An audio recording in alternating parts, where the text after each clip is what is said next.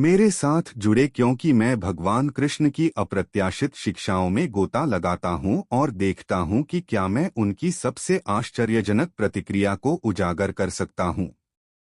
हिंदू दर्शन के विशाल ताने बाने में भगवान कृष्ण एक प्रतिष्ठित व्यक्ति हैं जो अपनी बुद्धि, करुणा और रणनीतिक अंतर्दृष्टि के लिए पूजनीय हैं।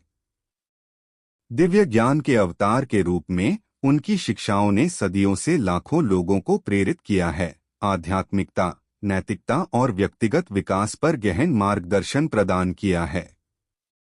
आज हम एक महत्वपूर्ण दुविधा के लिए उनकी सबसे आश्चर्यजनक प्रतिक्रियाओं में से एक का पता लगाने जा रहे हैं। एक प्रतिक्रिया जो हमारी पारंपरिक सोच को चुनौती देगी और आधुनिक जीवन के लिए मूल्यवान सबक प्रदान करेगी।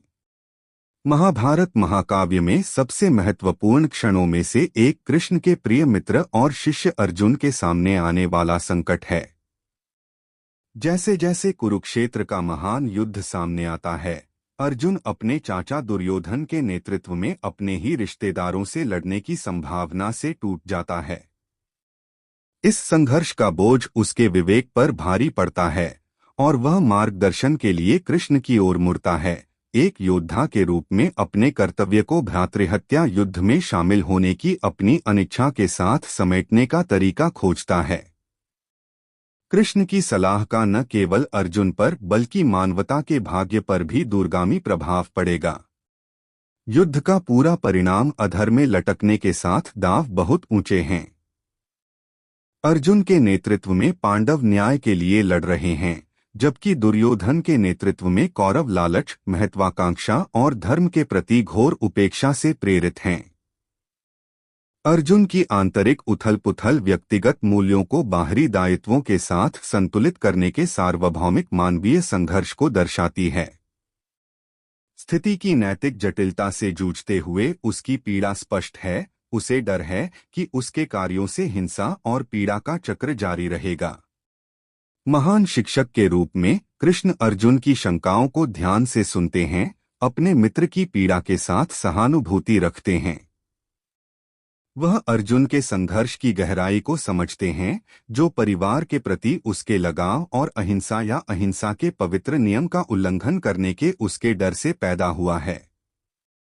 इस महत्वपूर्ण क्षण में कृष्ण की प्रतिक्रिया न केवल युद्ध की दिशा निर्धारित करेगी, बल्कि कर्तव्य, नैतिकता और मानवीय स्थिति की प्रकृति के बारे में गहन अंतर्दृष्टि भी प्रदान करेगी। इस समस्या का संदर्भ बहुआयामी है, जिसमें प्रत्येक पात्र अपने अनूठे दृष्टिकोण को सामने लाता है। एक ओर अर्जुन है, जो अपने परिवार के प्रति अपनी वफादारी और योद्धा के रूप में अपने कर्तव्य के बीच फंसा हुआ है। दूसरी ओर भगवान विष्णु के अवतार कृष्ण हैं, जो ब्रह्मांड के दिव्य ज्ञान का प्रतीक हैं। मानवता का भाग्य अनिश्चित रूप से अधर में लटका हुआ है, क्योंकि इस युद्ध का परिणाम मानव इतिहास की दिशा तय करेगा। इस आवेशपूर्ण माहौल में अर्जुन की दुविधा पर कृष्ण की अप्रत्याशित प्रतिक्रिया आश्चर्यजनक और गहन दोनों है। वह अर्जुन को अपने अहंकार को त्यागने, परिणाम के प्रति अपनी आसक्ति को छोड़ने और परिश्रम और वैराग्य के साथ अपना कर्तव्य करने की प्रक्रिया पर ध्यान केंद्रित करने की सलाह देते हैं।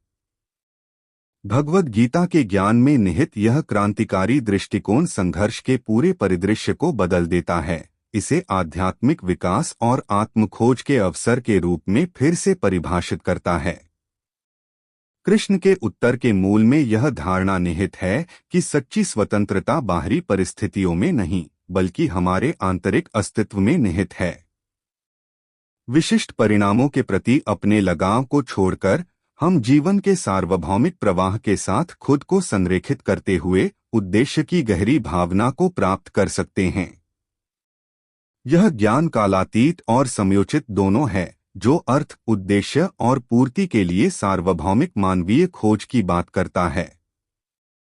कृष्ण का उत्तर केवल अर्जुन की समस्या का समाधान नहीं है, यह अधिक प्रामाणिक, उद्देश्य संचालित जीवन जीने का खाका है। वैराग्य को अपनाकर हम अपने अहंकार की सीमाओं को पार कर सकते हैं, करुणा, सहानुभूति और ज्ञान की गहरी भावना विकसित कर सकते हैं। जैसे जैसे हम आधुनिक जीवन की जटिलताओं से निपटते हैं, कृष्ण की आश्चर्यजनक प्रतिक्रिया हमें अपने मूल मूल्यों पर अडिग रहने, गंतव्य के बजाय यात्रा पर ध्यान केंद्रित करने और ब्रह्मांड के प्रकट होने पर भरोसा करने की एक शक्तिशाली याद दिलाती है। तो कृष्ण की आश्चर्यजनक प्रतिक्रिया के बारे में आप क्या सोचते हैं? नीचे टिप्पणियों में अपने विचार साझा करें। और यदि आप अधिक हिंदू दार्शनिक अवधारणाओं की खोज करने में रुचि रखते हैं, तो माया की अवधारणा पर हमारा वीडियो देखना सुनिश्चित करें, जहां हम वास्तविकता और भ्रम की प्रकृति पर चर्चा करते हैं। देखने के लिए धन्यवाद। मैं मिलता हूँ आपको अगले वीडियो में। आपकी, आपके परिवार की भगवान विष्णु सदा रक्षा करे, इसी कामना के साथ। जय श्री हरि नारायण।